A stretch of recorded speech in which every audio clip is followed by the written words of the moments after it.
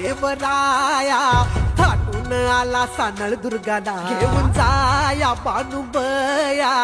ऐटीत बांधला सामुंडा बळ्या मंडप भारी इंद्रधनुचा भुईला स्पर्श झाला देवगणांचा येण्यातून थटून बसली बघा ही वराया खंडेराया बानुबया बानुबया बानुबया बानुबया हात घाली ही वराया खंडेराया